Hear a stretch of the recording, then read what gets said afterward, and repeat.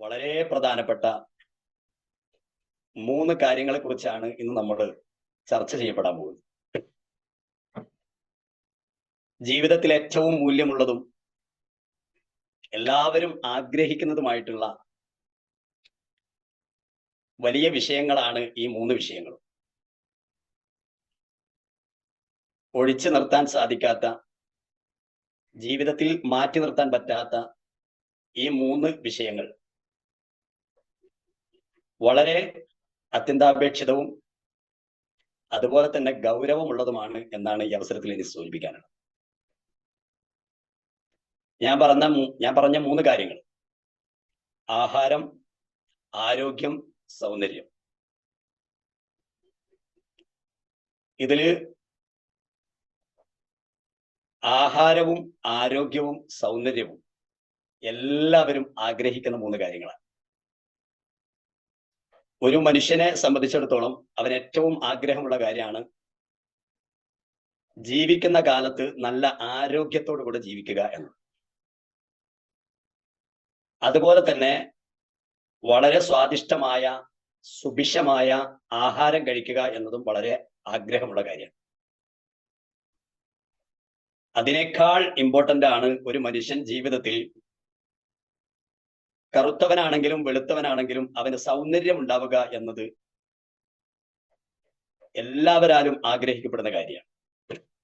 അതുകൊണ്ടാണ് ഞാൻ പറഞ്ഞത് ഈ 3 വിഷയങ്ങളും വളരെ ഇമ്പോർട്ടന്റ് ആണ് എന്ന് പറയാൻ കാരണം, യഥാർത്ഥത്തിൽ ഒരു ആരോഗ്യമുള്ള മനുഷ്യനെ സംബന്ധിച്ചിടത്തോളം അവനൊരു പൂർണ്ണ ആരോഗ്യവാനാവണമെങ്കിൽ ആദ്യമായിട്ട് അവൻ ഫിസിക്കലി ആരോഗ്യവാനായിരിക്കണം. ഫിസിക്കലി മീൻസ് ശാരീരികമായിട്ട് ആരോഗ്യമുള്ള ആളാകണം. രണ്ടാമതായിട്ട് അയാൾ മെന്റലി ആരോഗ്യമുള്ള ആളായിരിക്കണം, മാനസികമായിട്ട് ആരോഗ്യമുള്ള ആളായിരിക്കണം. മൂന്നാമതായിട്ട് ഇക്കണോമിക്കലി സാമ്പത്തികമായിട്ടും അവൻ ആരോഗ്യമുള്ളവനായിരിക്കണം. നാലാമതായിട്ട് സോഷ്യലി അവൻ സാമൂഹികമായിട്ട് ആരോഗ്യമുള്ളവനായിരിക്കണം. അവസാനമായി സ്പിരിച്വലി അവൻ ആത്മീയമായി ആരോഗ്യമുള്ളവനായിരിക്കണം.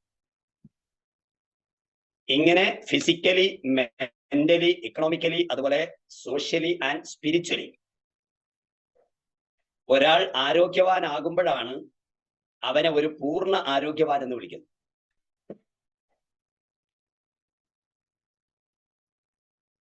ആ സമയത്ത് നമ്മൾ ചിന്തിക്കുമ്പോൾ മനസ്സിലാകുന്ന ഒരു കാര്യം, ഒരാൾക്ക് ശാരീരികമായിട്ട് ആരോഗ്യമുണ്ട്, ഫിസിക്കലി അയാൾ ഫിറ്റാണ്, പക്ഷേ മെന്റലി അയാൾ ക്ലിയർ അല്ലെങ്കിൽ, മാനസികമായിട്ട് അയാൾ ആരോഗ്യവാൻ അല്ലെങ്കിൽ അയാളെ ഒരു പൂർണ്ണ ആരോഗ്യവാൻ എന്ന് വിളിക്കാൻ സാധിക്കില്ല. ശാരീരികമായിട്ട് ഓക്കെയാണ്, പക്ഷേ മാനസികമായിട്ട് അയാൾക്ക് ആരോഗ്യമില്ലെങ്കിൽ, അയാൾക്ക് എന്തെങ്കിലും സംതിങ് കുറവുണ്ടെങ്കിൽ അയാളെ ഒരു പൂർണ്ണ ആരോഗ്യവാൻ എന്ന് പറയാൻ പറ്റില്ല.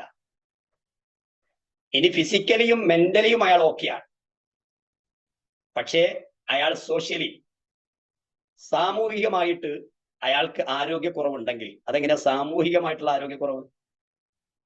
അയാൾ ഫിസിക്കലി ഓക്കെയാണ്, മെന്റലി ഓക്കെയാണ്, ഇക്കണോമിക്കലി സാമ്പത്തികമായിട്ടും അയാൾ ആരോഗ്യവാനാണ്, പക്ഷേ സോഷ്യലി മറ്റുള്ളവരുമായി ഇടപഴകുന്ന സമയത്ത് മറ്റുള്ളവർക്ക് യാതൊരു തരത്തിലുള്ള ഹെൽപ്പും ചെയ്യാത്ത ആളുകളാണെങ്കിൽ, സഹായവും ചെയ്യാത്ത ആളുകളാണെങ്കിൽ അയാളെ ഒരു പൂർണ്ണമായ ആരോഗ്യവാൻ എന്ന് പറയാൻ പറ്റില്ല എന്നാണ്.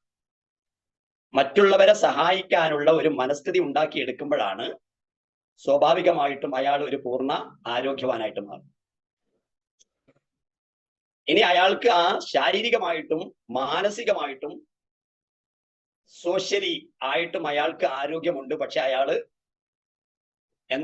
ഇക്കണോമിക്കലി സാമ്പത്തികമായിട്ട് ആരോഗ്യവാൻ അല്ലെങ്കിൽ, സമ്പത്ത് അയാളുടെ കയ്യിലില്ലെങ്കിൽ അയാൾക്ക് ശാരീരികവും മാനസികവുമായ ആരോഗ്യം ഉണ്ടായിട്ട് യാതൊരു കാര്യമില്ല. ഇനി ഇതൊക്കെ ഉണ്ട്, ഫിസിക്കലി ഓക്കെയാണ്, മെന്റലി ഓക്കെയാണ്, അതുപോലെ തന്നെ സോഷ്യലി ഓക്കെയാണ്, അതേപോലെ ഇക്കണോമിക്കലി ഓക്കെയാണ്, പക്ഷെ സ്പിരിച്വലി ആത്മീയമായിട്ട് അവന് ആരോഗ്യം ഉണ്ടാക്കിയെടുക്കാൻ സാധിച്ചിട്ടില്ലെങ്കിൽ, ഈ ആത്മീയ ആരോഗ്യം എന്ന് പറയുന്നത് ദൈവവുമായിട്ടുള്ള കണക്ഷനാണ്.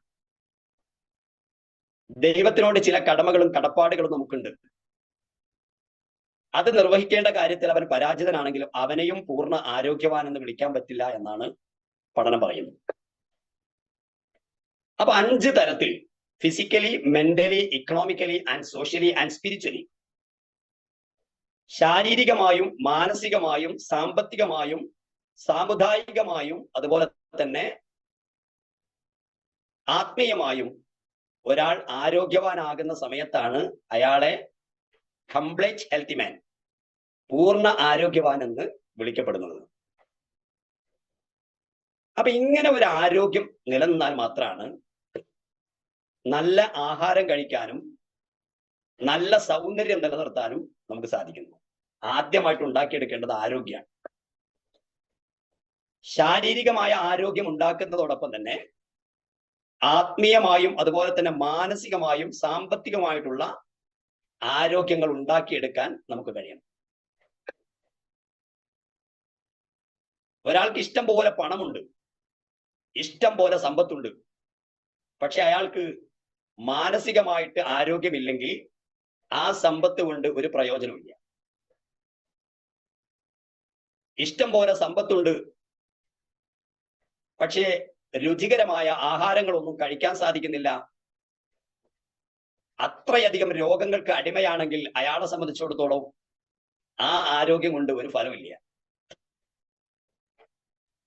അപ്പൊ ജീവിതത്തിൽ ഏറ്റവും കൂടുതൽ പണം ചെലവഴിക്കപ്പെടേണ്ടത് എന്തിനാണ് എന്ന് ചോദിച്ചാൽ, ഞാൻ പറയുന്നത് ആരോഗ്യ മേഖലയിലാണ്. സ്വന്തം ശരീരത്തിന്റെ ആരോഗ്യം നിലനിർത്തുന്നതിന് വേണ്ടിയിട്ടാണ്. മരണം വരെ ആരോഗ്യത്തോടുകൂടെ ചുറുചുറുക്കോടുകൂടെ ജീവിക്കുന്നതിനാണ് നമ്മൾ ഏറ്റവും കൂടുതൽ പണം ചെലവഴിക്കപ്പെടേണ്ടത് എന്നാണ് എനിക്ക് പറയാനുള്ളത്. നമ്മൾ ഇഷ്ടംപോലെ സമ്പത്ത് ഉണ്ടാക്കുന്നുണ്ട്, പക്ഷെ സ്വന്തം ശരീരത്തിന്റെ കാര്യം പലപ്പോഴും നമ്മൾ മറന്നു പോവുകയാണ്. സ്വന്തം ശരീരത്തിന്റെ ആരോഗ്യം നിലനിർത്തുന്ന കാര്യത്തിൽ നമ്മൾ പരാജിതരാണ്. ഒരുപാട് കാര്യങ്ങൾക്ക് വേണ്ടി നമ്മൾ പണം ചെലവഴിക്കപ്പെടുന്നു, ഒരുപാട് മേഖലകൾ. പക്ഷെ സ്വന്തം ആരോഗ്യത്തെ മറന്നുകൊണ്ടാണ് പലപ്പോഴും നമ്മൾ എല്ലാ മേഖലകളിലും പണം ചെലവഴിച്ചുകൊണ്ടിരിക്കുന്നത്. അപ്പൊ ആദ്യമായിട്ട് നമ്മുടെ ആരോഗ്യം നിലനിർത്തുന്നതിന് വേണ്ടി ഞാൻ എന്തൊക്കെ കാര്യങ്ങൾ ചെയ്യണം? ഇപ്പൊ 5 ആരോഗ്യത്തെ കുറിച്ച് ഞാൻ പറഞ്ഞു. നമ്മളൊന്ന് ചിന്തിക്കുക, ഈ 5 ആരോഗ്യവും നമുക്കുണ്ടോ? ശാരീരികമായി നമ്മൾ ആരോഗ്യവാനാണോ? അത് കഴിഞ്ഞ് നമ്മൾ മാനസികമായിട്ട് ആരോഗ്യവാനാണോ? നമ്മൾ സാമ്പത്തികമായിട്ട് ആരോഗ്യവാനാണോ? നമ്മൾ സാമുദായികമായി സോഷ്യലായിട്ട് നമ്മൾ ആരോഗ്യവാനാണോ? മറ്റുള്ളവരെ സഹായിക്കാനുള്ള മനസ്ഥിതിയൊക്കെ നമുക്കുണ്ടോ? ആത്മീയമായും നമ്മൾ ആരോഗ്യവാനാണോ എന്ന് ഒരു വിചിന്തനം നമ്മൾ നടത്തിക്കഴിഞ്ഞാൽ ആരോഗ്യത്തിന്റെ ആവശ്യകത കൃത്യമായിട്ട് നമുക്ക് ബോധ്യപ്പെടും. അങ്ങനെയാണെങ്കിൽ ഇത്തരത്തിലുള്ള ഒരു ആരോഗ്യം സൃഷ്ടിച്ചെടുക്കുന്നതിന്, ഒരു പൂർണ്ണ ആരോഗ്യം സംജാതമാക്കുന്നതിന്, നമ്മുടെ ജീവിതത്തിൽ മരണം വരെ ഒരു നല്ല ആരോഗ്യവാനായി ജീവിക്കുന്നതിന് ഏറ്റവും പ്രധാനപ്പെട്ട ഘടകമാണ് ആഹാരം എന്ന് പറയുന്നത്. അന്നം. നമ്മൾ സാധാരണ പറയാറുണ്ട്, അന്നമാണ് ഉന്നം. അന്നത്തിന് വലിയ പ്രാധാന്യമുണ്ട്. ഏതൊക്കെ അന്നമാണ് നമ്മൾ കൃത്യമായി ശ്രദ്ധിക്കേണ്ടത്? നമ്മൾ ചിന്തിക്കുന്നത് പോലെ, നമ്മൾ മനസ്സിലാക്കിയതുപോലെ കഴിക്കുന്ന ഭക്ഷണം മാത്രമാണോ അന്നം? കുടിക്കുന്ന വെള്ളം മാത്രമാണോ അന്നം? ഒരിക്കലുമല്ല. കഴിക്കുന്ന ഭക്ഷണം അന്നമാണ്, കുടിക്കുന്ന വെള്ളം അന്നമാണ്, ശ്വസിക്കുന്ന വായു അന്നമാണ്, കേൾക്കുന്ന കേൾവി അന്നമാണ്, കാണുന്ന കാഴ്ച അന്നമാണ്. അപ്പൊ നല്ല ഭക്ഷണം മാത്രം കഴിച്ചാൽ പോരാ, നല്ല വെള്ളം മാത്രം കുടിച്ചാൽ പോരാ, നല്ലത് ശ്വസിച്ചാൽ മാത്രം പോരാ. കേൾക്കുന്ന കേൾവികളൊക്കെ നല്ല ബെറ്റർ ഭക്ഷണമായിരിക്കണം, അന്നമായിരിക്കണം. കാണുന്ന കാഴ്ചകളൊക്കെ നല്ല അന്നമായിരിക്കണം, പോസിറ്റീവായ അന്നമായിരിക്കണം. അപ്പൊ നല്ല ഭക്ഷണം കഴിക്കാൻ ശ്രമിക്കുന്നവർ, നല്ല വെള്ളം കുടിക്കാൻ ശ്രമിക്കുന്നവർ, നല്ല വായു ശ്വസിക്കാൻ ഇഷ്ടപ്പെടുന്നവർ, നല്ലത് കാണാൻ വേണ്ടിയും ശ്രമിക്കണമെന്നാണ് ഞാൻ സൂചിപ്പിച്ചത്. നമ്മൾ കാണുന്നത് തീർത്തും നെഗറ്റീവുകളാണ്. നമ്മളെ സ്വാധീനിക്കുന്നത് മുഴുവനും നെഗറ്റീവുകളാണ്. ദുഷിച്ച കാര്യങ്ങളും ദുർചിന്തകളുമാണ് നമ്മളെ വേട്ടയാടിക്കൊണ്ടിരിക്കുന്നത്. അപ്പൊ നമ്മുടെ കാഴ്ചക്ക് വളരെ പ്രാധാന്യമുണ്ട്. നമ്മൾ കാണുന്നത് നല്ലതാക്കി മാറ്റാൻ, നല്ലതിനെ കാണാനുള്ളൊരു കണ്ണ് ഉണ്ടാക്കിയെടുക്കാൻ, കാഴ്ച ഉണ്ടാക്കിയെടുക്കാൻ നമുക്ക് സാധിക്കണം. അതുപോലെ തന്നെ കേൾക്കുന്നതും അന്നമാണ്. എന്ത് കേൾക്കുകയാണെങ്കിലും പോസിറ്റീവ് കേൾക്കാനുള്ള ഒരു മനസ്ഥിതി ഉണ്ടാക്കിയെടുക്കണം. പോസിറ്റീവായ കാര്യങ്ങൾ കേൾക്കുന്നതിന് വേണ്ടി ശ്രമിക്കണം. അതുകൊണ്ടാണ് പ്രഭാത വേളയിൽ നമ്മൾ പോസിറ്റീവായ വചനങ്ങൾ വായിക്കണമെന്ന് നമ്മളോട് പറയപ്പെടുന്നത്. അത് ഖുർആൻ നമുക്ക് വായിക്കാം, ബൈബിൾ നമുക്ക് നല്ല ഭക്ഷണമായി എടുക്കാം, ഭഗവത്ഗീത നമുക്ക് നല്ല ഭക്ഷണമായി എടുക്കാം. പോസിറ്റീവ് ചിന്തകൾ നിറഞ്ഞൊഴുകുന്ന ഏത് പുസ്തകങ്ങളും വായിക്കുക എന്നത് നല്ല ഭക്ഷണം കൊടുക്കുന്നതിന് തുല്യമാണ്. ഭക്ഷണം കഴിക്കുന്നവരാണ് നമ്മൾ, വെള്ളം കുടിക്കുന്നവരാണ് നമ്മൾ, വായു, ശുദ്ധവായു ശ്വസിക്കാൻ വേണ്ടി ശ്രമിക്കുന്നവരാണ് നമ്മൾ, നല്ലത് കാണാനും കേൾക്കാനും ശ്രമിക്കുന്നവരാണ് നമ്മൾ. അങ്ങനെയാണെങ്കിൽ ഏത് ഭക്ഷണമാണ് നമ്മൾ കഴിക്കേണ്ടത്? ഏത് ഭക്ഷണം കഴിക്കണം? അന്നത്തിന്റെ ക്വാളിറ്റിയാണ് അണ്ടത്തിന്റെ ക്വാളിറ്റി. അണ്ടത്തിന്റെ ക്വാളിറ്റിയാണ് ബീജത്തിന്റെ ക്വാളിറ്റി. ബീജത്തിന്റെ ക്വാളിറ്റിയാണ് പിറന്നു വീഴുന്ന ഓരോ കുഞ്ഞിന്റെയും ക്വാളിറ്റി. വളരെ ശ്രദ്ധിക്കണം. അന്നമാണ് അണ്ടത്തിന്റെ ക്വാളിറ്റി. അണ്ടത്തിന്റെ ക്വാളിറ്റിയാണ് ബീജത്തിന്റെ ക്വാളിറ്റി. ബീജത്തിന്റെ ക്വാളിറ്റിയാണ് പിറന്നു വീഴുന്ന ഓരോ കുഞ്ഞിന്റെയും ക്വാളിറ്റി. അപ്പൊ നല്ല അണ്ടം ഉണ്ടാവണമെങ്കിൽ, നല്ല ബീജം സംജാതമാകണമെങ്കിൽ, നല്ല കുഞ്ഞ് പിറന്നു വീഴണമെങ്കിൽ അന്നത്തിന് വലിയ പ്രാധാന്യമുണ്ട്. നല്ല ഭക്ഷണം കഴിക്കണം, നല്ല ഭക്ഷണം കഴിക്കണം. ആ സമയത്താണ് ഈ ക്വാളിറ്റി ഉണ്ടാവുന്നത്. അന്നമയ കോശം മനോമയ കോശം എന്ന്. അന്നം നല്ല കോശങ്ങളെ ഉണ്ടാക്കുന്നു. ആ നല്ല കോശങ്ങൾ നല്ല മനസ്സുണ്ടാക്കുന്നു. അപ്പൊ അന്നം നന്നായാൽ മനസ്സ് നന്നായി എന്നർത്ഥം. നല്ല ഭക്ഷണം കഴിച്ചാൽ നല്ല മനസ്സുണ്ടാവും, നല്ല ആരോഗ്യമുള്ള മനസ്സുണ്ടാവും, നല്ല ചിന്താശക്തിയുള്ള മനസ്സുണ്ടാകും.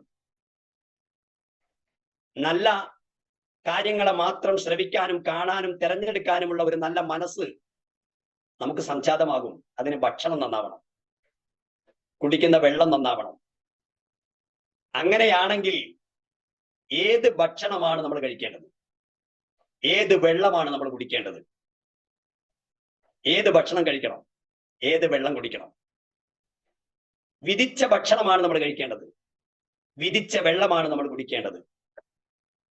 ഏതാണ് വിധിച്ച ഭക്ഷണം? നമ്മളൊക്കെ കഴിച്ചുകൊണ്ടിരിക്കുന്നത്, വളരെ പ്രധാനമായി കണ്ടുകൊണ്ടിരിക്കുന്നത്, നമ്മുടെ ജീവിതത്തിൽ നമ്മൾ ശീലിച്ചിരിക്കുന്നത്, ഏറ്റവും പ്രാധാന്യം നമ്മൾ കൊടുക്കുന്നത് അരി ആഹാരത്തിനാണല്ലോ. അരിയാണല്ലോ നമ്മുടെ പ്രധാനപ്പെട്ട ഭക്ഷണം. എന്നാൽ ഇതൊരു വിധിച്ച ഭക്ഷണമാണോ?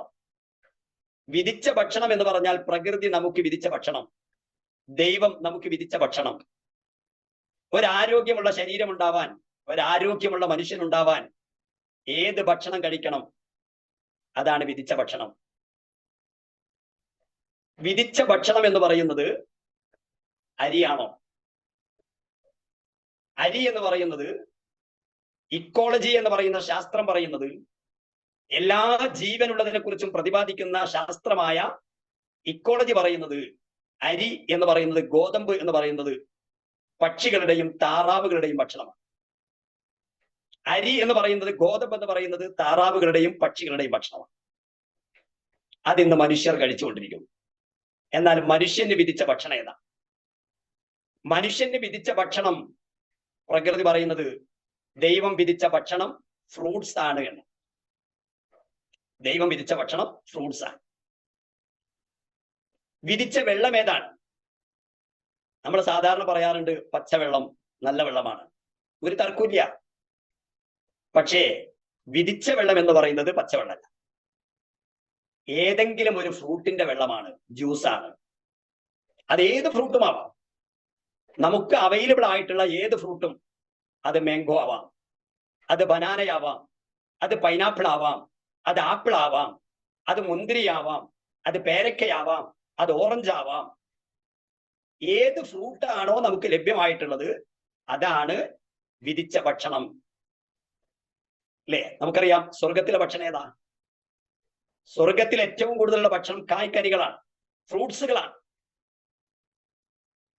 മാനവരാശിയുടെ ആദിമ മനുഷ്യൻ ആദം, അതുപോലെ തന്നെ ഹവ്വാ ബീവിയും ആദ്യമായി ഭുജിച്ച ഭക്ഷണം ഏതാ? കായ്ക്കനിയാണ്. എന്നാൽ അവിടെയും ഒരു പാളിച്ച സംഭവിച്ചു പോയിട്ടുണ്ട് നമുക്കറിയാം. ഇഷ്ടംപോലെ കഴിക്കാൻ സാധിക്കുന്ന ഒരുപാട് കനികൾ, ഒരുപാട് കായകൾ, ഒരുപാട് ഫ്രൂട്ട്സുകൾ ആ സ്വർഗീയ ലോകത്ത് ഉണ്ടായിട്ടും കഴിക്കാൻ പറ്റാത്ത ഒരൊറ്റ ഫ്രൂട്ടിലേക്കാണ് ആദ്യം മനുഷ്യൻ തിരിഞ്ഞത്. അത് പൈശാചികമാവാം, പിശാചിന്റെ പ്രേരണയാവാം. എന്താണെങ്കിലും ഒരു കനി മാത്രം നിങ്ങൾ ഭക്ഷിക്കരുത്, മറ്റേത് കനി വേണമെങ്കിലും നിങ്ങൾ ഭക്ഷിച്ചോളൂ എന്ന് പറഞ്ഞപ്പോഴും ആദ്യത്തെ മനുഷ്യൻ പിശാചിന്റെ പ്രേരണ മൂലം പോകുന്നത് കഴിക്കാൻ പറ്റാത്ത ആ ഫ്രൂട്ടിലേക്കാണ്. ഇന്ന് നമ്മൾ കഴിച്ചുകൊണ്ടിരിക്കുന്നതും അത് തന്നെയാണ്. കഴിക്കാൻ പറ്റാത്ത ഭക്ഷണമാണ് നമ്മളെല്ലാവരും തെരഞ്ഞെടുത്തുകൊണ്ടിരിക്കുന്നത്, നമ്മൾ കഴിച്ചുകൊണ്ടിരിക്കുന്നത്. അതുകൊണ്ട് തന്നെ ആരോഗ്യ മേഖല വലിയ ചോദ്യചിഹ്നമായി നിൽക്കുക. ഞാൻ പറഞ്ഞു വന്നത്, മനുഷ്യർ കഴിക്കേണ്ട ഭക്ഷണം, വിധിച്ച ഭക്ഷണം എന്ന് പറയുന്നത് ഫ്രൂട്ട്സ് ആണ്. ഫ്രൂട്ട്സിന്റെ അളവ് വർദ്ധിപ്പിക്കണം. അത് വർദ്ധിപ്പിക്കണമെങ്കിൽ നമ്മുടെ തോട്ടങ്ങൾ ഫ്രൂട്ട്സിന്റെ തോട്ടങ്ങളായി മാറണം. നമ്മുടെ പറമ്പുകൾ ഫ്രൂട്ട്സുകളുടെ പറമ്പുകളായി മാറണം. വിധിച്ച വെള്ളം കുടിക്കണമെങ്കിൽ ഫ്രൂട്ട്സുകളുടെ വെള്ളം കുടിക്കണം. ഏതെങ്കിലും ഒരു ഫ്രൂട്ടിന്റെ ജ്യൂസ്, അതിന് പഞ്ചസാര ചേർക്കാൻ പാടില്ല, അതിന് ഉപ്പ് ചേർക്കാൻ പാടില്ല. അത് പ്രകൃതിയിൽ നിന്ന് ലഭിക്കുന്നത് പോലെ നാച്ചുറൽ ആയിട്ട് കഴിക്കാൻ വേണ്ടി ശീലിക്കണം. രാവിലെ ഒരു വാഴപ്പഴത്തിന്റെ ജ്യൂസ്, രാവിലെ ഒരു നാരങ്ങയുടെ ജ്യൂസ്, രാവിലെ ഒരു മാങ്ങയുടെ ജ്യൂസ്, ഇങ്ങനെ ഏതെങ്കിലും ഒരു ഫ്രൂട്ടിന്റെ ജ്യൂസ് ആണ് നമ്മൾ രാവിലെ എഴുന്നേറ്റ ഉടനെ കുടിക്കേണ്ടത്. പച്ചവെള്ളം മോശമല്ല, പക്ഷെ വിധിച്ച വെള്ളം. ഇക്കോളജി പറയുന്നു, എല്ലാ ജീവനുള്ളതിനെ കുറിച്ചും പ്രതിപാദിക്കുന്ന ശാസ്ത്രമായ സയൻസായ ഇക്കോളജി പറയാണ്, വിധിച്ച വെള്ളം കുടിക്കണം, അത് ഫ്രൂട്ടാണ്, ഫ്രൂട്ട്സിന്റെ ജ്യൂസാണ്. വിധിച്ച ഭക്ഷണം കഴിക്കണം, അത് ഫ്രൂട്ടാണ്. നിങ്ങൾ വിദേശ രാജ്യങ്ങളിലേക്ക് പോയി നോക്കൂ, അവരുടെ പ്രധാനപ്പെട്ട ഭക്ഷണമൊക്കെ ഫ്രൂട്ട്സാണ്. നമ്മുടെ കേരളത്തിലാണ് ഇത്രയധികം അരിയാഹാരം കഴിച്ചുകൊണ്ടിരിക്കുന്നത്. അതുകൊണ്ട് തന്നെ ഏറ്റവും കൂടുതൽ ഡീജനറേറ്റീവ് രോഗങ്ങളുള്ളത്, ജീവിതശൈലി രോഗങ്ങളുള്ളത് കേരളത്തിലാണ്. കൃത്യമായി നമ്മൾ തിരിച്ചറിയണം. നമ്മുടെ ജീവിതത്തിൽ ഒരു ചിട്ടകൾ നമ്മൾ കൊണ്ടുവരണം. വലിയ സബ്ജക്റ്റാണ്, വലിയ സബ്ജക്റ്റാണ്. കൃത്യമായ ജീവിത ശൈലി നമ്മൾ കൊണ്ടുവരണം, ഭക്ഷണ രീതി നമ്മൾ കൊണ്ടുവരണം. ആ സമയത്താണ് ഒരു നല്ല ആരോഗ്യമുള്ളവനായിട്ട്, നല്ല പൂർണ്ണ ആരോഗ്യവനായിട്ട് നമുക്ക് മാറാൻ വേണ്ടി സാധിക്കുക. അപ്പൊ ഞാൻ പറഞ്ഞു, വിധിച്ച ഭക്ഷണവും വിധിച്ച വെള്ളവും കുടിക്കണം. അപ്പൊ ഇന്ന് കോഴികളും താറാവുകളും പക്ഷികളും കഴിക്കേണ്ട ഭക്ഷണം നമ്മൾ കഴിച്ചുകൊണ്ടിരിക്കുന്നു. ഇത് കഴിച്ചത് കൊണ്ട് എന്ത് സംഭവിച്ചു? വർഷങ്ങളായി നമ്മൾ ഈ ശീലം തുടർന്നുകൊണ്ടിരിക്കുമ്പോൾ, വർഷങ്ങളായി ഇത് നമ്മൾ ഇങ്ങനെ തുടർന്നു കൊണ്ടിരിക്കുന്നത് കൊണ്ട് നമുക്ക് ഒരുപാട് ജീവിത ശൈലി രോഗങ്ങൾ കടന്നു വന്നു. അതിനുള്ള പ്രധാനപ്പെട്ട കാരണം എന്താ? ഒരു പൂർണ്ണ ആരോഗ്യവാനായ മനുഷ്യന് എന്തൊക്കെ കാര്യങ്ങൾ വേണം? ഒരു ശരീരം ആരോഗ്യമുള്ളതായി നിലനിൽക്കാൻ പ്രോട്ടീൻ ആവശ്യമാണ്, ന്യൂട്രിയൻസുകൾ, പോഷകങ്ങൾ ധാരാളം ആവശ്യമാണ്, കാൽസ്യം ആവശ്യമാണ്, കാർബൺ ആവശ്യമാണ്, സോഡിയം ആവശ്യമാണ്, പൊട്ടാസ്യം ആവശ്യമാണ്, ഷുഗർ ആവശ്യമാണ്, പ്രഷർ ആവശ്യമാണ്, ഫാറ്റ് ആവശ്യമാണ്, അയൺ ആവശ്യമാണ്, ഇമ്മ്യൂണിറ്റി വളരെ പ്രധാനമാണ്. ഒരാരോഗ്യമുള്ള ശരീരത്തിന് വേണ്ട കാര്യങ്ങളായി ഇതൊക്കെ ദൈവം സംവിധാനിച്ചിട്ടുണ്ട്. ഒരു മനുഷ്യ ശരീരം സൃഷ്ടിക്കപ്പെടുന്ന സമയത്ത് ദൈവം ഈ പറഞ്ഞ എല്ലാ കാര്യങ്ങളും സംവിധാനിച്ചിട്ടുണ്ട്. ശരീരത്തിൽ പ്രോട്ടീൻ ഉണ്ട്, ശരീരത്തിൽ കാൽസ്യം ഉണ്ട്, കാർബൺ ഉണ്ട്, സോഡിയം ഉണ്ട്, പൊട്ടാസ്യം ഉണ്ട്, ഷുഗർ ഉണ്ട്, പ്രഷർ ഉണ്ട്, ഫാറ്റ് ഉണ്ട്, അയൺ ഉണ്ട്, ശരീരത്തിൽ ഇമ്മ്യൂണിറ്റി ഉണ്ട്. പക്ഷെ ഇതൊക്കെ ചിലതിന്റെ അഭാവം മൂലം കുറഞ്ഞുകൊണ്ടിരിക്കുകയാണ്. എന്നാൽ ചിലതിന്റെ അതിപ്രസരം മൂലം വർദ്ധിച്ചുകൊണ്ടിരിക്കുകയാണ്. ഇത് രണ്ടും ദോഷകരമായി ബാധിക്കുകയാണ്. ഇപ്പൊ നമ്മൾ ഭക്ഷണം കഴിക്കണം, ഒരാരോഗ്യമുള്ള ശരീരത്തിന് വേണ്ടി നമ്മൾ ഭക്ഷണം കഴിക്കണം. പക്ഷെ നമ്മൾ ഭക്ഷണം കഴിക്കുന്ന രീതി, ശൈലി യഥാർത്ഥത്തിൽ ശരിയാണോ? നമ്മൾ എങ്ങനെയാ ഭക്ഷണം കഴിക്കുന്നത്? ഒന്ന്, നമ്മൾ വിധിച്ച ഭക്ഷണം കഴിക്കുന്നില്ല. നമ്മൾ വിധിച്ച വെള്ളം കുടിക്കുന്നില്ല, വല്ലപ്പോഴുമാണ്. എന്നാൽ ഇത് രണ്ടും ഇല്ല എന്നതിലുപരി, വിധിച്ച ഭക്ഷണവും വിധിച്ച വെള്ളവും നൽകുന്നില്ല എന്നതിലുപരി കഴിക്കുന്ന ഭക്ഷണത്തിന്റെ അളവ് വർദ്ധിപ്പിച്ചുകൊണ്ടിരിക്കുകയാണ്. ശ്രദ്ധിക്കണം, കഴിക്കുന്ന ഭക്ഷണത്തിന്റെ അളവ് വർദ്ധിപ്പിച്ചുകൊണ്ടിരിക്കുകയാണ്. ഞാൻ പറഞ്ഞു ശരീരത്തിൽ പ്രോട്ടീൻ ഉണ്ട്, ശരീരത്തിൽ ഷുഗർ ഉണ്ട്, പ്രഷർ ഉണ്ട്, കാൽസ്യം ഉണ്ട്, സോഡിയം ഉണ്ട്, പൊട്ടാസ്യം ഉണ്ട്, ഇതൊക്കെ ശരീരത്തിലുണ്ട്. പക്ഷെ നമ്മൾ കഴിക്കുന്ന ഭക്ഷണത്തിന്റെ അളവ് വർദ്ധിപ്പിച്ചപ്പം ഉണ്ടായ പ്രതിഭാസ വ്യത്യാസം എന്താണ്? ഉണ്ടായ പ്രശ്ന സങ്കീർണമായ സാഹചര്യം എന്താണ്? ഇത് കൃത്യമായി ഒന്ന് ബോധ്യപ്പെട്ടാൽ മതി. എങ്ങനെ നമ്മൾ ഭക്ഷണം കഴിക്കേണ്ടത്? ഇപ്പൊ തീൻ മേശയിൽ ഭക്ഷണം ഒരുക്കി കഴിഞ്ഞാൽ നമ്മൾ എങ്ങനെയാ ഭക്ഷണം കഴിക്കുന്നത്? ആർത്തിയോടുകൂടെ കഴിക്കുന്നു. ആർത്തിയോടുകൂടെ കഴിക്കുന്നു എന്ന് മാത്രമല്ല, അളവിൽ കൂടുതൽ കഴിക്കുന്നു. അളവിൽ കൂടുതൽ കഴിക്കുന്നു. അതാണ് ഇമ്പോർട്ടന്റ്, അതാണ് വളരെ പ്രധാനം. അളവിൽ കൂടുതൽ കഴിക്കുന്നു. എങ്ങനെ ഭക്ഷണം കഴിക്കണമെന്നാണ് എല്ലാ മതങ്ങളും പറഞ്ഞിരിക്കുന്നത്. ദൈവം നമ്മളെ സൃഷ്ടിച്ചപ്പോ നമ്മൾ എങ്ങനെയുള്ള ഭക്ഷണം കഴിക്കണം, എങ്ങനെ കഴിക്കണം, എന്ത് കഴിക്കണം എന്നൊക്കെ പറഞ്ഞിട്ടുണ്ട്. അതില് നമ്മൾ പലപ്പോഴും അളവ് വർദ്ധിപ്പിക്കുന്നു, ഭക്ഷണം അൺലിമിറ്റഡ് ആയിട്ട് കഴിക്കുന്നു. ചിലര് വയറ് നിറഞ്ഞാലും നിർത്തുന്നില്ല, ആർത്തിയോടെ കഴിച്ചുകൊണ്ടിരിക്കുക. ഈ സമയത്ത് സംഭവിക്കുന്നത് എന്താ? എല്ലാ മതങ്ങളും പ്രതിപാദിച്ചിട്ടുണ്ട്. മതങ്ങൾ പറയുന്നത് വയറിന്റെ 1/3 ഭക്ഷണം, 1/3 വെള്ളം, 1/3 വായു. ഇല്ലേ? ഇവിടെ നമ്മുടെ അമിതമായ ഭോജനം മൂലം, അമിതമായ ഭക്ഷണം കഴിക്കൽ മൂലം ഗ്യാസിന് പോകാൻ സ്ഥലമില്ല, വെള്ളത്തിന് നിൽക്കാൻ സ്ഥലമില്ല. അങ്ങനെ ആകെ കൂടി നമ്മുടെ ആമാശയമടക്കം കൺഫ്യൂഷൻ ആകുന്ന രീതിയിലുള്ള ഭക്ഷണശീലമാണ് നമ്മൾ തുടർന്നുകൊണ്ടിരിക്കുന്നത്. ശരിക്ക് ഈ 1/3 ഭക്ഷണം എന്നുള്ളത് ഒരു മനുഷ്യൻ ശീലാക്കുകയാണെങ്കിൽ, വയറിന്റെ 1/3 ഭക്ഷണം, 1/3 വെള്ളം, 1/3 വായുവിന് വേണ്ടി നമ്മൾ സംവിധാനിക്കുകയാണെങ്കിൽ, ഞാൻ പറയുന്നു, ആ ശരീരം ഒരു ആരോഗ്യമുള്ള ശരീരമായിരിക്കും. ഒരസ്വസ്ഥതയും അവനുണ്ടാവില്ല. ഇപ്പൊ എന്താ? ഭക്ഷണം അമിതമാകുന്നു എന്നതുകൊണ്ട് ശരീരം ആവശ്യപ്പെടുന്നതിനേക്കാൾ കൂടുതൽ പ്രോട്ടീൻ വർദ്ധിക്കുന്നു, ശരീരം ആവശ്യപ്പെടുന്നതിനേക്കാൾ കൂടുതൽ ഫാറ്റ് വർദ്ധിക്കുന്നു, കൊഴുപ്പ് വർദ്ധിക്കുന്നു, ശരീരം ആവശ്യപ്പെടുന്നതിനേക്കാൾ ഷുഗർ വർദ്ധിക്കുന്നു, ശരീരം ആവശ്യപ്പെടുന്നതിനേക്കാൾ കൂടുതൽ പ്രഷർ വർദ്ധിക്കുന്നു. ഇമ്മ്യൂണിറ്റി താരതമ്യേന കുറഞ്ഞുകൊണ്ടിരിക്കുന്നു, പ്രതിരോധ ശേഷി താരതമ്യേന കുറഞ്ഞുകൊണ്ടിരിക്കുന്നു. ഇവിടെയാണ് വളരെ കൃത്യമായിട്ട് നമുക്ക് ബോധ്യപ്പെടേണ്ടത്. ആരോഗ്യമുള്ള ഒരു ശരീരം സംവിധാനിക്കണമെങ്കിൽ, സംജാതമാകണമെങ്കിൽ, അവിടെ 1/3 ഭക്ഷണം കഴിച്ച് ശീലിക്കണം. അത് വിധിച്ച ഭക്ഷണമാക്കാൻ വേണ്ടി ശ്രമിക്കണം. എല്ലാ നേരവും അരിയാഹാരം കഴിക്കുന്ന ശീലം മാറ്റണം. അപ്പൊ വയറിന് നല്ല അസ്വസ്ഥത ഉണ്ടാവാത്ത രീതിയിൽ കൃത്യമായി വയറിനെ നിയന്ത്രിക്കാൻ വേണ്ടി നമുക്ക് സാധിക്കും. അപ്പൊ ഞാൻ പറഞ്ഞു വന്നത്, വിധിച്ച ഭക്ഷണവും വെള്ളവും കുടിക്കുമ്പോ ആ സ്ഥാനത്ത് അമിതമായ ഭോജനം നടത്തിയാൽ, അമിതമായി ഭക്ഷിക്കാൻ ശ്രമിച്ചാൽ പ്രോട്ടീനും ഫാറ്റും ഒക്കെ വർദ്ധിക്കുമെന്നാണ് ഞാൻ പറഞ്ഞത്. അതായത് പ്രോട്ടീൻ ശരീരത്തിന് ആവശ്യമാണ്. 2 തരത്തിലുള്ള പ്രോട്ടീനുകളാണുള്ളത്. അതിലൊന്ന് ആനിമൽ പ്രോട്ടീൻസ്, 2 പ്ലാന്റ് പ്രോട്ടീൻ. മാംസത്തിൽ നിന്നുള്ള പ്രോട്ടീൻസും അതുപോലെ സസ്യങ്ങളിൽ നിന്നുള്ള പ്രോട്ടീൻസും. ഇതിൽ അനിമൽ പ്രോട്ടീൻ ഏതൊക്കെയാ? മാംസപരമായിട്ടുള്ള പ്രോട്ടീൻസ് ഏതൊക്കെയാണ്? നമ്മൾ സാധാരണ പറയാറുണ്ട് മാംസം, മത്സ്യം, മുട്ട, പാല്, ഇതൊക്കെ ആനിമൽ പ്രോട്ടീൻസ് ആണ്. എന്നാൽ ഏതൊക്കെയാണ് പ്ലാന്റ് പ്രോട്ടീൻസ്? ചെറുപയർ, മമ്പയർ, കടല, ഗ്രീൻ പീസ്, സോയ, ഇതൊക്കെ പ്ലാന്റ് പ്രോട്ടീൻസ് ആണ്. ഇത് രണ്ടും പ്രോട്ടീൻസ് ആണ്. പക്ഷെ പ്രോട്ടീന്റെ അളവ് ശരീരത്തിൽ ഒരിക്കലും കൂടാൻ പാടില്ല. അപ്പൊ അമിതമായി പ്രോട്ടീൻ ഉള്ള ഭക്ഷണ പദാർത്ഥങ്ങൾ അമിതമായി കഴിക്കാൻ പാടില്ല. ഇപ്പൊ എന്താ സംഭവിക്കുന്നത്? തീൻമേശയിൽ ഭക്ഷണം നിരന്നാൽ അവിടെ ഒരു ബീഫ് വരട്ടിയത് കൊണ്ടുപോയി വെക്കുകയാണെങ്കിൽ, അല്ലെങ്കിൽ ബീഫ് കൊണ്ടുപോയി നിരത്തുകയാണെങ്കിൽ, ഇന്ന് നമ്മൾ ആർത്തിയോടുകൂടെ അമിതമായി ബീഫ് കഴിച്ചുകൊണ്ടിരിക്കുന്നു, അല്ലെങ്കിൽ അമിതമായി നമ്മൾ ചിക്കൻ കഴിച്ചുകൊണ്ടിരിക്കുന്നു, അല്ലെങ്കിൽ ബൊഫെ സംവിധാനത്തിലൂടെ ഒരുപാട് വേറിട്ട ഭക്ഷണങ്ങൾ നമ്മൾ ഭുജിച്ചുകൊണ്ടിരിക്കുന്നു. ലിവർ പോലും കൺഫ്യൂഷൻ ആവുന്ന തരത്തിൽ ഭക്ഷണശീലം നമ്മൾ നടത്തിക്കൊണ്ടിരിക്കുന്നു. ഇവിടെ പ്രോട്ടീൻ കൂടുതൽ കഴിച്ചു കഴിഞ്ഞാൽ ശരീരത്തിൽ ഓട്ടോമാറ്റിക് ഫാറ്റ് വർദ്ധിക്കും. അമിതമായി നമ്മൾ മാംസാഹാരം കഴിച്ചാൽ, ഒരു ലിമിറ്റ് വെക്കാതെ അൺലിമിറ്റഡ് ആയി നമ്മൾ കഴിച്ചാൽ, അതിലൂടെ ഫാറ്റ് വർദ്ധിക്കുന്നു, കൊഴുപ്പ് വർദ്ധിക്കുന്നു, ഫാറ്റ് വർദ്ധിച്ചാൽ പ്രോട്ടീൻ വർദ്ധിക്കുന്നു, അതിലൂടെ അസിഡിറ്റി വർദ്ധിക്കുന്നു.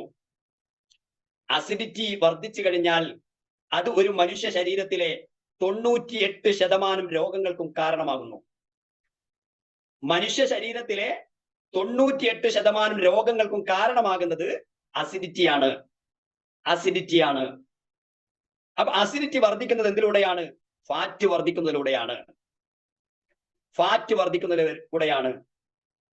പ്രോട്ടീൻ വർദ്ധിക്കുന്നതിലൂടെയാണ്.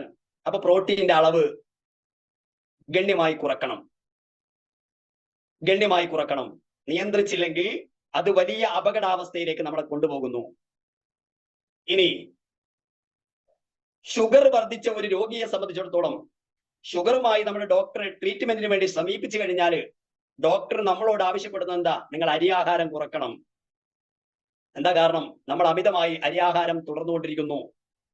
അരിയാഹാരം കഴിച്ചാൽ അതിൽ ഗ്ലൂക്കോസിന്റെ അളവ് കൂടുതലാണ്. ഓൾറെഡി നിങ്ങളുടെ ശരീരത്തിൽ ഷുഗർ ഉണ്ട്. വീണ്ടും ഷുഗറിന്റെ കണ്ടന്റ് കൂടുതലുള്ള ഉൽപ്പന്നം അല്ലെങ്കിൽ ഭക്ഷണം നിങ്ങൾ കഴിച്ചുകൊണ്ടിരിക്കുമ്പോൾ നിങ്ങളുടെ ഷുഗറിന്റെ അളവ് ക്രമാതീതമായി വർദ്ധിച്ചുകൊണ്ടിരിക്കുന്നു. അതുകൊണ്ട് അരിയാഹാരം കുറക്കണം. ഇത് ജീവിതത്തിൽ ആദ്യം മുതലേ ശീലിക്കുകയാണെങ്കിലോ ഈ ഷുഗറിന്റെ അളവ് വർദ്ധിക്കും. ഞാൻ പറഞ്ഞല്ലോ, ഷുഗർ, പ്രഷർ, കൊളസ്ട്രോൾ ഇതൊക്കെ നമ്മുടെ ശരീരത്തിലുണ്ട്, ദൈവം സംവിധാനിച്ചിട്ടുണ്ട്. പക്ഷേ അത് അളവിൽ കൂടാനും പാടില്ല, കുറയാനും പാടില്ല. പക്ഷെ നമ്മുടെ അമിതമായ ഭക്ഷണശീലം മൂലം ഇത് ധാരാളമായി വർദ്ധിച്ചുകൊണ്ടിരിക്കുന്നു. അത് ഡീജനറേറ്റീവ് രോഗങ്ങളിലേക്ക് കൊണ്ടുപോകുന്നു. Sugar, pressure, cholesterol, uric acid, thyroid, varicose vein, cancer പോലെയുള്ള ജീവിതശൈലി രോഗങ്ങളിലേക്ക് നമ്മളെ തള്ളിവിടുന്നു. ആഹാര നിയന്ത്രണമാണ് ഇവിടെ ഏറ്റവും പ്രധാനപ്പെട്ട ഘടകം. അതുകൊണ്ട് പ്രോട്ടീൻ നമ്മൾ ധാരാളം കഴിച്ചുപോയി, അരി ആഹാരം നമ്മൾ വളരെയധികം കഴിച്ചുപോയി.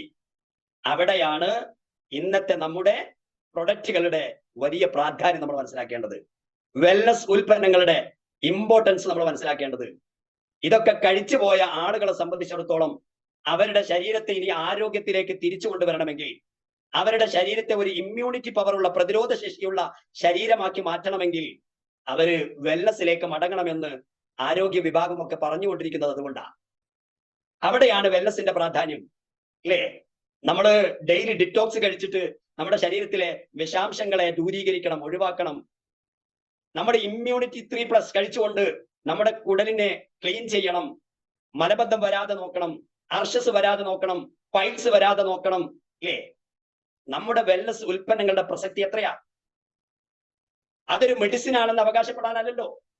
അതൊക്കെ ഫുഡ് സപ്ലിമെന്റ്സ് ആണ്, നല്ല ആഹാരമാണ്, നല്ല ഭക്ഷണമാണ്. ഞാൻ നേരത്തെ പറഞ്ഞു, നല്ല ഭക്ഷണം കഴിക്കാൻ ശീലിക്കണം. അപ്പൊ ഇതൊക്കെ സംഭവിച്ചു പോയ ആളുകളെ സംബന്ധിച്ചിടത്തോളം വളരെ പ്രധാനപ്പെട്ട നല്ല ഫുഡാണ്, നല്ല അന്നമാണ്, നല്ല ആഹാരമാണ് നമ്മുടെ വെൽനസ് ഉൽപ്പന്നങ്ങൾ, അല്ലേ? അവിടെ നമ്മൾ 95 എന്ന് പറയുന്ന ജ്യൂസ് കഴിക്കണം. നമ്മൾ മുരിങ്ങ എന്ന് പറയുന്ന വൈറ്റമിൻ സി അടങ്ങിയിട്ടുള്ള, വൈറ്റമിൻ സിയുടെ കലവറയായിട്ടുള്ള മുരിങ്ങ കഴിക്കണം. നമ്മുടെ വൈറ്റമിൻ സി കുറവുള്ളവരാണെങ്കിൽ അതിന് മാത്രം പ്രത്യേകം തയ്യാറാക്കപ്പെട്ട വൈറ്റമിൻ സി ക്യാപ്സൂൾ കഴിക്കണം. ഇതൊക്കെ അന്നമാണ്, നമുക്ക് കഴിക്കാനുള്ള എളുപ്പത്തിന് വേണ്ടി ക്യാപ്സൂൾ രൂപത്തിലും ലിക്വിഡ് രൂപത്തിലൊക്കെ സംവിധാനിച്ചു എന്ന് മാത്രമേ ഉള്ളൂ. ഇതൊക്കെ ഭക്ഷണമാണ്, നല്ല ഗുഡ് ഫുഡാണ്. അതുകൊണ്ട് അത് കഴിക്കണം. സ്പൈറലിന ഗോൾഡ് നമുക്കറിയാം, അല്ലെ? ഒരു കടൽപ്പായലാണ്. ഏറ്റവും കൂടുതൽ ആയുസ്സുള്ള ജീവിയായ ആമ ഭക്ഷിച്ചുകൊണ്ടിരിക്കുന്നത് കടൽപ്പായലാണ്. ആമയുടെ ആരോഗ്യത്തിന് വേണ്ടി ദൈവം സംവിധാനിച്ച ഏറ്റവും മഹത്തരമായിട്ടുള്ള ഫുഡാണ് കടൽപ്പായൽ. എന്നാൽ ആ കടൽപ്പായൽ ഏറ്റവും കൂടുതൽ മനുഷ്യന്റെ ആരോഗ്യം നിലനിർത്താൻ വേണ്ടി സഹായിക്കുന്നു എന്നാണ് പഠനം. അതുകൊണ്ടാണ് സ്പൈറലിന ഗോൾഡിന്റെ പ്രസക്തി. ഇന്ന് സ്പേസിലൊക്കെ പോകുന്ന ആളുകൾ, ബഹിരാകാശത്തേക്കൊക്കെ പോകുന്ന ആളുകൾ, അവർ ഭക്ഷണം കൊണ്ടുപോകുന്നതിന് പകരം കയ്യിൽ സൂക്ഷിക്കുന്ന, കയ്യിൽ കരുതുന്നതാണ് സ്പൈറലിന ഗോൾഡ്, കടൽപ്പായൽ അടങ്ങിയിട്ടുള്ള സൂപ്പർ ഫുഡ്, അല്ലെങ്കിൽ ഗുഡ് ഫുഡ്, നല്ല ഭക്ഷണം, നല്ല അന്നം. അങ്ങനെ ഒരുപാട് പ്രൊഡക്റ്റുകൾ. നമ്മുടെ പ്രൊഡക്റ്റിന്റെ ഒക്കെ പ്രസക്തി പറയുകയാണെങ്കിൽ 1 ദിവസമല്ല, 2 ദിവസമല്ല, 5 ദിവസമല്ല, അതിൽ കൂടുതൽ പറയാൻ നമ്മുടെ പ്രൊഡക്റ്റുകളുണ്ട്, വെൽനസ് ഉൽപ്പന്നങ്ങളുണ്ട്. അതിലേക്ക് ഒന്നും കടക്കാൻ എന്റെ സമയം ഇന്ന് അനുവദിക്കില്ല. അത്തരത്തിലുള്ള ഒരുപാട് ഉൽപ്പന്നങ്ങൾ. അപ്പൊ നല്ല ഫുഡ് ശീലിക്കാൻ വേണ്ടി ഭക്ഷണം കഴിച്ചു പോയ നമ്മൾ, അമിതമായ വിഷാംശം ഉള്ളിലേക്ക് കയറ്റിപ്പോയ നമ്മൾ, വിഷലിപ്തമായ ഫ്രൂട്ട്സുകളും വിഷലിപ്തമായ വെജിറ്റബിൾസുകളും വിഷലിപ്തമായിട്ടുള്ള മറ്റ് ആഹാര പദാർത്ഥങ്ങളും കഴിച്ചു പോയ നമ്മൾ ആ വിഷത്തെ റിമൂവ് ചെയ്യാൻ എന്ത് ചെയ്തു? മുമ്പുള്ള ആളുകൾ, നമ്മുടെ മുൻഗാമികൾ, അവര് വർഷത്തിൽ 1 പ്രാവശ്യം വയറിളക്കുമായിരുന്നു, വയറ് കഴുകുമായിരുന്നു ശുദ്ധി കലശത്തിന് വേണ്ടി. നമ്മൾ എന്ത് ചെയ്യുന്നു? അവിടെയാണ് നമ്മുടെ ഡെയിലി ഡിറ്റോക്സിന്റെ വളരെ പ്രാധാന്യം നമ്മൾ മനസ്സിലാക്കേണ്ടത്. എന്തിന് ഞാൻ കഴിക്കണം എന്ന് ചിന്തിച്ചുകൊണ്ടിരിക്കുക ഇപ്പോഴും. നമ്മുടെ ഉള്ളിലേക്ക് പോയ വിഷാംശങ്ങളെ ദൂരീകരിക്കാൻ അത് മലത്തിലൂടെ പോകുന്നതിന് പരിധിയുണ്ട്, അത് മൂത്രത്തിലൂടെ പോകുന്നതിന് പരിധിയുണ്ട്, അത് വിയർപ്പിലൂടെ പോകുന്നതിന് പരിധിയുണ്ട്. അതിനപ്പുറം നമ്മൾ കൊടുക്കേണ്ട ഒരു സൂപ്പർ ഫുഡാണ് നമ്മുടെ ഡെയിലി ഡിറ്റോക്സ് എന്ന് പറയുന്നത്. കഴിക്കാൻ ശീലിക്കണം, കഴിക്കാൻ നമ്മൾ ശ്രമിക്കണം. വർഷത്തിൽ ഒരു പ്രാവശ്യമെങ്കിലും ഒരു ബോട്ടിൽ ഡെയിലി ഡിറ്റോക്സ് ഈ കാലഘട്ടത്തിൽ, ഈ സാഹചര്യത്തിൽ നമ്മൾ കഴിച്ചുകൊണ്ടിരിക്കണം, നമ്മുടെ ശരീരം ആരോഗ്യമുള്ളതാക്കി നിലനിർത്താൻ വേണ്ടി. അപ്പൊ ഞാൻ പറഞ്ഞു, പ്രോട്ടീൻ അമിതമായി ചെന്ന് കഴിഞ്ഞാൽ ഫാറ്റ് വർദ്ധിക്കും, ഫാറ്റ് വർദ്ധിച്ചാൽ അസിഡിറ്റി വർദ്ധിക്കും, അസിഡിറ്റി വർദ്ധിച്ചാൽ അത് ശരീരത്തിലെ 98% രോഗങ്ങൾക്കും കാരണമായി മാറും. അപ്പൊ പ്രോട്ടീന്റെ അളവ് നിയന്ത്രിക്കുക. ഇനി നമ്മൾ ഒരു നിശ്ചിത അളവിലുള്ള പ്രോട്ടീനാണ് കഴിച്ചത് എന്ന് കൂട്ടുക. ആ കഴിച്ച പ്രോട്ടീൻ കൊണ്ട് അസിഡിറ്റി വന്നാൽ ആ അസിഡിറ്റിയെ ആൽക്കലൈൻ ആക്കാൻ ദൈവം സംവിധാനിച്ച ആൽക്കലൈൻ കണ്ടന്റ് ആണ് ഉമിനീര് എന്ന് പറയുന്നത്. മറ്റൊരു കണ്ടന്റ് ആണ് നമ്മുടെ ദഹനരസം എന്ന് പറയുന്നത്. ഈ രണ്ട് സംവിധാനത്തിലൂടെ ദൈവം നമ്മുടെ ശരീരത്തിൽ, നമ്മുടെ ആമാശയത്തിൽ ഉണ്ടായ അസിഡിറ്റിയെ ആൽക്കലൈൻ ആക്കാൻ വേണ്ടി, അതായത് അമ്ലത്വത്തെ ചാരത്തമാക്കാൻ വേണ്ടി ദൈവം ശ്രമിക്കുന്നു. പക്ഷേ നമ്മൾ അമിതമായി കഴിച്ചു പോകുമ്പോൾ നമ്മൾ പുറത്തുനിന്ന് അതിനെ ആൽക്കലൈൻ ആക്കാനുള്ള കണ്ടന്റുകൾ കൊടുക്കണം. അപ്പൊ നമ്മൾ കുക്കുംബർ കഴിക്കേണ്ടി വരും. ഭക്ഷണം കഴിച്ച് 1 മണിക്കൂർ കഴിഞ്ഞിട്ട് നമ്മൾ കുക്കുംബർ ശീലിക്കണം, സലാഡ് ശീലിക്കണം. ധാരാളം ആൽക്കലൈൻ കണ്ടന്റ് അടങ്ങിയിട്ടുള്ള വെജിറ്റബിൾസുകളും ഫ്രൂട്ട്സുകളും ഉണ്ട്, അത് ഉപയോഗിക്കാൻ വേണ്ടി ശ്രമിക്കണം. അമിതമായി കഴിച്ചിട്ട് ദൈവത്തെ കുറ്റപ്പെടുത്തിയിട്ട് ഒരു കാര്യമില്ല. അപ്പൊ കഴിച്ചു പോയതിനെ നിയന്ത്രിക്കണമെങ്കിൽ, അതിലൂടെ ഉണ്ടായിരിക്കുന്ന അസിഡിറ്റിയെ ചെറുക്കണമെങ്കിൽ നമ്മൾ ആൽക്കലൈൻ ആക്കാനുള്ള സംവിധാനത്തെ കൊണ്ടുവരണം. അപ്പൊ നമ്മൾ മിതമായാണ് കഴിച്ചിരുന്നതെങ്കിൽ ആ മിതമായ അസിഡിറ്റിയെ ആൽക്കലൈൻ ആക്കാനുള്ള കണ്ടന്റ് ആണ് ഉമിനീര് ദൈവം സൃഷ്ടിക്കപ്പെട്ടത്. പക്ഷെ അതിനേക്കാളും മറികടന്ന്, അതിനെയൊക്കെ ഓവർകം ചെയ്തുകൊണ്ട് നമ്മൾ അമിതമായി ഫുഡ് കഴിച്ചപ്പം, അമിതമായി പ്രോട്ടീൻ കഴിച്ചപ്പം ഉണ്ടായ വ്യതിയാനങ്ങളെ മാറ്റാൻ നമ്മൾ പുറമെ നിന്ന് ഫുഡ് സപ്ലിമെന്റുകൾ ശീലിക്കണം. അപ്പൊ ഈ തരത്തിലുള്ള വിഷലിപ്തമല്ലാത്ത ഫുഡുകളും അല്ലെങ്കിൽ ഫ്രൂട്ട്സുകളും വെജിറ്റബിൾസുകളും പച്ചക്കറികളും നമുക്ക് ലഭ്യമല്ലാത്തത് കൊണ്ട് ഇന്ന് വെൽനസിന്റെ പ്രാധാന്യം വർദ്ധിച്ചുകൊണ്ടിരിക്കുകയാണ്, അല്ലെ? ദഹനക്കുറവുള്ള ആളുകളോട് ഡോക്ടേഴ്സ് പറയുന്നത് എന്താ? നിങ്ങൾ ഇലക്കറികൾ ധാരാളം കഴിക്കണം, ഫൈബർ കണ്ടന്റ് ഉള്ള നാരടങ്ങിയിട്ടുള്ള ഭക്ഷണങ്ങൾ ശീലിക്കണം, ഇലക്കറികൾ ധാരാളം കഴിക്കണം, അല്ലെ? ഡോക്ടർമാർ നിർദ്ദേശിക്കുക. അതിന് പകരമായി വന്നതല്ലേ നമ്മുടെ G+ പ്രോബയോട്ടിക്, ഒരു നാരടങ്ങിയ ഭക്ഷണം, ഒരു ഫൈബർ ഫുഡാണ് G+ പ്രോബയോട്ടിക്. നമ്മൾ ശീലിക്കണം. അങ്ങനെ ഒരുപാട് ഉൽപ്പന്നങ്ങൾ. അപ്പൊ ഞാൻ പറഞ്ഞു വന്നത്, പ്രോട്ടീൻ വർദ്ധിച്ചാൽ ഫാറ്റ് വർദ്ധിക്കും, ഫാറ്റ് വർദ്ധിച്ചാൽ അസിഡിറ്റി വർദ്ധിക്കും, അസിഡിറ്റി വർദ്ധിച്ചാൽ അത് 98% രോഗങ്ങൾക്ക് കാരണമാകും. അപ്പൊ ഓൾറെഡി ഷുഗർ ഉള്ള ശരീരത്തിലേക്ക് ഷുഗർ കണ്ടന്റ് ഉള്ള ധാരാളം ഫുഡുകൾ അമിതമായി കഴിച്ചാൽ, അത് ശീലമാക്കിയാൽ ഷുഗറിന്റെ അളവ് വർദ്ധിക്കും, അയാൾ ഒരു ഷുഗർ പേഷ്യന്റായി മാറും. അതൊക്കെ വരാതിരിക്കാനാണ് നമ്മുടെ ഫുഡ് സപ്ലിമെന്റ്സുകൾ, വെൽനസ് ഉൽപ്പന്നങ്ങൾ നമ്മൾ ശീലിക്കണമെന്ന് നമ്മൾ വാദോരാതെ സംസാരിച്ചു കൊണ്ടിരിക്കുന്നത്, അല്ലെങ്കിൽ ബോധവൽക്കരണം നടത്തിക്കൊണ്ടിരിക്കുന്നത്. അപ്പൊ ആ രീതിയിൽ നമ്മുടെ ആഹാരത്തെ നിയന്ത്രിക്കുക, നല്ലൊരു ശീലം നമ്മൾ ഉണ്ടാക്കിയെടുക്കുക. രണ്ടാമത്, പ്രോട്ടീനെ പോലെ തന്നെ വളരെ പ്രധാനമാണ് കാൽസ്യം, അല്ലേ? കാൽസ്യം ഉണ്ടാവണമെങ്കിൽ നമ്മൾ എന്ത് വേണം? ശരീരത്തിൽ വൈറ്റമിൻ സി വേണം. വൈറ്റമിൻ സിയുടെ കലവറയാണ് നമ്മുടെ മുരിങ്ങ. അതിൽ സ്പെഷ്യലായിട്ട് വന്നതാണ് നമ്മുടെ വൈറ്റമിൻ സി. അത് വൈറ്റമിൻ സിയുടെ കലവറ മാത്രമാണ്. എന്നാൽ മുരിങ്ങ ഒരുപാട് ഗുണങ്ങൾ, വൈറ്റമിൻ സി അടക്കമുള്ള ഒരുപാട് വൈറ്റമിൻസുകൾ അടങ്ങിയിട്ടുള്ളതാണ് മുരിങ്ങ. അതൊക്കെ നമ്മൾ ശീലമാക്കണം. അപ്പോ ഏറ്റവും കൂടുതൽ അവിടെ നമ്മൾ ഫ്രൂട്ട്സിന് വലിയ പ്രാധാന്യം കൽപ്പിക്കുന്നവരാണ്. വൈറ്റമിൻ സിയുടെ അഭാവം മൂലം എല്ലുകൾക്ക് പ്രശ്നങ്ങൾ സംഭവിക്കും. കാൽസ്യം കുറയുമ്പോൾ എല്ലുകൾക്ക് പ്രശ്നങ്ങൾ സംഭവിക്കുന്നു, പല്ലുകൾക്ക് പ്രശ്നം സംഭവിക്കുന്നു, നഖങ്ങൾക്ക് പ്രശ്നങ്ങൾ സംഭവിക്കുന്നു, നമ്മുടെ സ്കിന്നിന് പ്രശ്നങ്ങൾ സംഭവിക്കുന്നു, അല്ലെ? മുഖത്തൊക്കെ പാടുകൾ വരുന്നത്, വെള്ളപ്പുള്ളികൾ പ്രത്യക്ഷപ്പെടുന്നതൊക്കെ കാൽസ്യത്തിന്റെ കുറവാണെന്ന് ഡോക്ടേഴ്സ് നമ്മളോട് പറയാറുണ്ട്. അപ്പൊ നമ്മളോട് പറയും, ധാരാളം നിങ്ങൾ നെല്ലിക്ക കഴിക്കണം, അമ്ല, അല്ലേ? നെല്ലിക്ക ധാരാളം കഴിക്കണം എന്ന് പറയും, വൈറ്റമിൻ സി ആണ്. നാരങ്ങ കഴിക്കണം എന്ന് പറയും, വൈറ്റമിൻ സി ആണ്, അല്ലേ? എന്നാൽ വൈറ്റമിൻ സി അടങ്ങിയിട്ടുള്ള ഏറ്റവും മനോഹരമായ ഫ്രൂട്ട് ഏതാ? വൈറ്റമിൻ സി അടങ്ങിയിട്ടുള്ള ഏറ്റവും മനോഹരമായ ഫ്രൂട്ട് ഏതാ? നമ്മൾ കഴിക്കേണ്ട ഫ്രൂട്ട് ഏതാ? മനുഷ്യൻ കഴിക്കേണ്ട ഫ്രൂട്ട് ഏതാ? നമ്മൾ പലപ്പോഴും കഴിച്ചുകൊണ്ടിരുന്നത് നെല്ലിക്കയാണ്. വൈറ്റമിൻ സി വർദ്ധിപ്പിക്കാൻ വേണ്ടി, കാൽസ്യം വർദ്ധിപ്പിക്കാൻ വേണ്ടി നമ്മൾ കഴിച്ചുകൊണ്ടിരുന്നത് എന്താ? നമ്മൾ കഴിച്ചുകൊണ്ടിരുന്നത് നെല്ലിക്കയാണ്.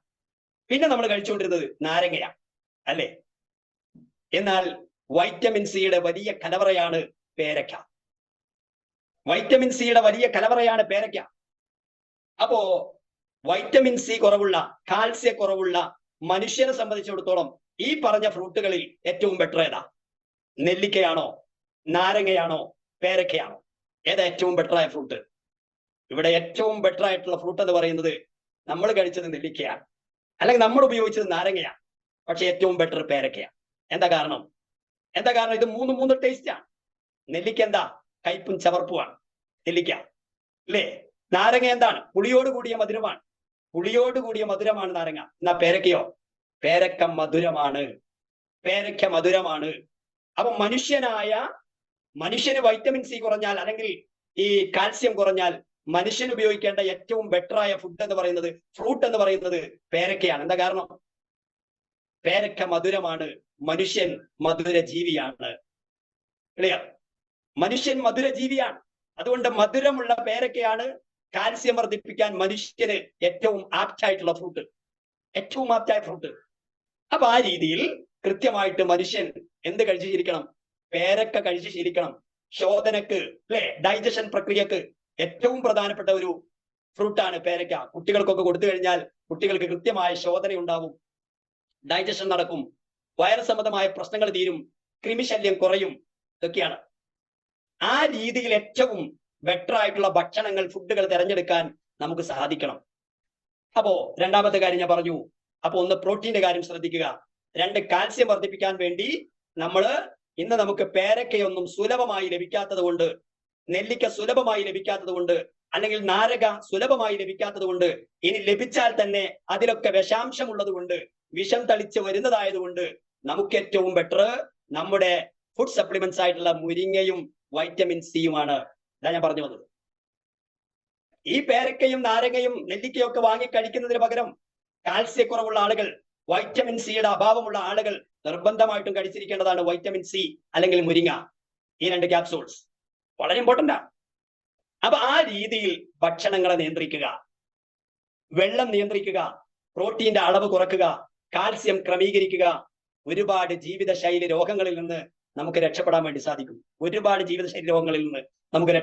സാധിക്കും. അപ്പൊ ഈ പറഞ്ഞ ഫാറ്റ്, 2 തരത്തിലുള്ള ഫാറ്റ്, അല്ലേ? HDL-ഉം LDL-ഉം 2 ഫാറ്റ്. ഇതിൽ ചിലർ മനസ്സിലാക്കിയത് HDL വേണം, LDL വേണ്ട എന്നാണ്. എന്നാൽ മനുഷ്യ ശരീരത്തിന് ഈ 2 ഫാറ്റുകളും വേണം, ഈ 2 കൊഴുപ്പുകളും വേണം. HDL-ഉം വേണം, LDL-ഉം വേണം. പക്ഷേ അത് അമിതമാവാനും പാടില്ല, കുറയാനും പാടില്ല, നിയന്ത്രണ വിധേയമായിരിക്കണം. ഷുഗർ കൂടാനും പാടില്ല, കുറയാനും പാടില്ല, നിയന്ത്രണ വിധേയമായിരിക്കണം.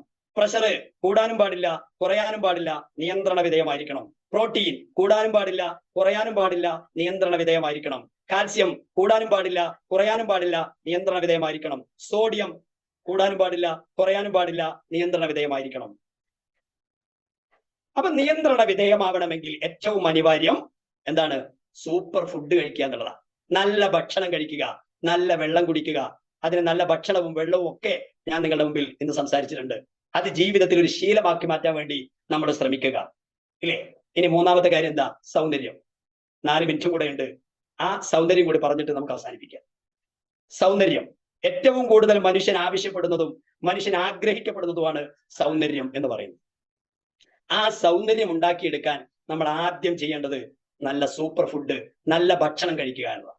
വിധിച്ച ഭക്ഷണം കഴിക്കുക എന്നതാണ്. അതുപോലെ തന്നെ മനസ്സ് നന്നാക്കുക എന്നതാണ്.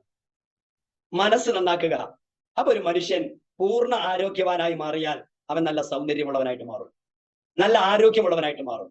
അപ്പൊ ആ സൗന്ദര്യം വർദ്ധിപ്പിക്കുന്നതിന് വേണ്ടിയിട്ട് നല്ല ഭക്ഷണം കഴിക്കുക. അതിൽ ഏറ്റവും ആപ്റ്റ് ആയിട്ടുള്ള ഫുഡ് സപ്ലിമെന്റ്സുകൾ തിരഞ്ഞെടുക്കുക. അതിൽ ഒന്നാമത്തെ ഫുഡാണ് നമ്മുടെ കവചപ്രാശ് എന്ന് പറയുന്ന ലേഹ്യം.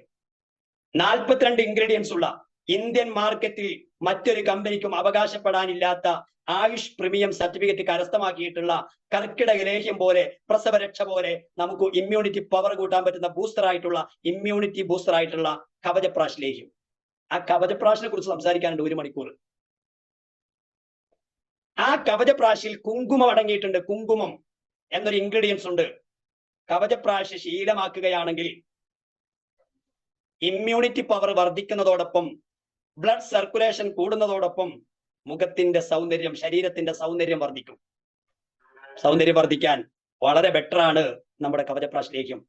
ചില ആളുകൾ അമിതമായി തടിച്ചു പോകുന്നു പഠിച്ചിട്ട് കഴിക്കാതിരിക്കുകയാണ്. ആ അമിതമായി തടിച്ചു പോകുന്നത് നമ്മുടെ ഓവർ ഫുഡ് കൊണ്ടാണ്. അരിയാഹാരം വല്ലാതെ ചെന്ന് കഴിഞ്ഞാൽ തടിച്ചു ചീർക്കും. അമിതമായി ഫാറ്റ് അടങ്ങിയ ഭക്ഷണ പദാർത്ഥങ്ങൾ കഴിച്ചാൽ, പ്രോട്ടീൻ ധാരാളമായി ചെന്നാൽ ശരീരം അമിതമായി തടിക്കും, കൊഴുക്കും. അതൊക്കെ നിയന്ത്രിക്കുക. എന്നിട്ട് കവചപ്രാശി കഴിക്കുക. കവചപ്രാശി കഴിച്ചാൽ ഒരുപാട് ഗുണങ്ങളുണ്ട്. സൗന്ദര്യം വർദ്ധിക്കുക മാത്രമല്ല, ഇമ്മ്യൂണിറ്റി പവർ ഉണ്ടാകുന്നതിലൂടെ ഇന്നത്തെ ജീവിതശൈലി രോഗങ്ങളെ തടയാൻ, തുമ്മൽ, അലർജി പോലെയുള്ളതിനെ തടയാൻ, അതുപോലെ തന്നെ മറ്റുള്ള പ്രയാസങ്ങളെ തടയാൻ, ജീവിതത്തിൽ ഇന്ന് വന്നു ചേരുന്ന വൈറസുകളെയും ഫംഗസുകളെയും തടുത്തു നിർത്താൻ ഒരു പരിചയമായി മാറുന്നതാണ് നമ്മുടെ കവചപ്രാശി ലേഹ്യം. അതേപോലെ തന്നെ മറ്റൊരു പ്രൊഡക്റ്റാണ് 95, അല്ലെ? 9.5 ലക്ഷം ഒറോക്ക വാല്യൂ, 9.5 ലക്ഷത്തോളം ഒറോക്ക വാല്യുള്ള, ഓക്സിജൻ റാഡിക്കൽ അബ്സർവേഷൻ കപ്പാസിറ്റി ഉള്ള മനോഹരമായ ഒരു ജ്യൂസിന്റെ കണ്ടന്റ്. ജ്യൂസ്, ഹെൽത്ത് ഡ്രിങ്ക്, അതിന് മറ്റൊന്നും ആഡ് ചെയ്യപ്പെട്ടിട്ടില്ല. 13 ബെറിപ്പഴങ്ങൾ, അംല, അലോവര, നോനി, ഇങ്ങനെ 16 ഇൻഗ്രീഡിയൻസ് അടങ്ങിയിട്ടുള്ള മനോഹരമായ ഒരു ഹെൽത്ത് ഡ്രിങ്ക് ആണ്, ഫ്രൂട്ട് ജ്യൂസ് ആണ് ഏത്? 95. ഞാൻ നേരത്തെ പറഞ്ഞ വിധിച്ച വെള്ളത്തിലേക്ക് നമുക്ക് എന്തിനെ കൊണ്ടുപോകാം? 95നെ കൊണ്ടുപോകാം. നമ്മൾ പുറത്തിറങ്ങിയിട്ട് കഫേ പോയിട്ട് ധാരാളം ജ്യൂസുകൾ കുടിക്കുന്നവരാണ്. ഏറ്റവും നല്ല ബെറ്റർ ആയ ഒരു ജ്യൂസ് കഫേയിൽ നിന്ന്, ബേക്കറിയിൽ നിന്ന് ലഭിക്കണമെങ്കിൽ 100 രൂപയിലധികം നമ്മൾ കൊടുക്കണം. അതേപോലെ 103 രൂപയോളം മാത്രമാണ് നമ്മുടെ 95 എന്ന് പറയുന്ന ജ്യൂസിന് വരുന്നത് ഒരു ദിവസം കുടിക്കാൻ. പക്ഷെ അത് നമ്മൾ 30 ദിവസം തുടർച്ചയായിട്ട് കുടിക്കുമ്പോൾ ഏതാണ്ട് 3700-ലധികം, അല്ലെങ്കിൽ നമുക്ക് ലഭിക്കുന്ന എമൗണ്ട് പ്രകാരം 3245 രൂപ കൊടുത്താൽ കിട്ടുന്ന ഒരു സൂപ്പർ ഡ്രിങ്ക് ആണ്, ജ്യൂസ് ആണ്, വിധിച്ച വെള്ളമാണ് ഏത്? 95. കഴിക്കാൻ എത്ര പേര് ശ്രമിക്കാറുണ്ട്? രോഗം വരട്ടെ എന്ന് പറഞ്ഞ് കാത്തിരിക്കുക. രോഗം വരട്ടെ എന്നിട്ട് കഴിച്ചു നോക്കാം എന്ന് പറഞ്ഞ് കാത്തിരിക്കുക. 95 ശീലമാക്കണം. വർഷത്തിൽ ഒരു 3 ബോട്ടിലെങ്കിലും നമ്മൾ കഴിച്ചിരിക്കണം. നമ്മുടെ ശരീരത്തിന് വേണ്ടി, നമ്മുടെ ആരോഗ്യത്തിന് വേണ്ടി നമ്മൾ കഴിച്ചിരിക്കണം. അപ്പൊ ആ രീതിയിൽ സൗന്ദര്യം വർദ്ധിപ്പിക്കാൻ നമ്മുടെ 95ഉം വളരെ കൃത്യമായ ഇടപെടലുകൾ നടത്തുന്നു. നമ്മുടെ ബോഡിയെ സ്ട്രക്ചർ ചെയ്യുന്നു. ഒരു നല്ല ശരീരം കാണാൻ, അമിതമായ കൊഴുപ്പ് അടിഞ്ഞുകൂടി അവിടെ ഇവിടെയും തൂങ്ങിക്കിടക്കുന്ന പോലെ കിടക്കാതെ നല്ല സ്ട്രക്ചറായ, വടിവുള്ള, അഴകൊത്ത ഒരു ശരീരം നമുക്ക് പ്രദാനം ചെയ്യുന്ന സാധന നമ്മുടെ 95 എന്ന് പറയുന്ന ജ്യൂസ്. കഴിക്കാൻ വേണ്ടി ശ്രമിക്കണം. അപ്പം ആഹാരവും ആരോഗ്യവും സൗന്ദര്യവും വളരെ പ്രധാനപ്പെട്ടതാണ്. ആഹാരം നന്നാക്കുക, ആരോഗ്യം വീണ്ടെടുക്കുക, സൗന്ദര്യം വർദ്ധിപ്പിക്കുക.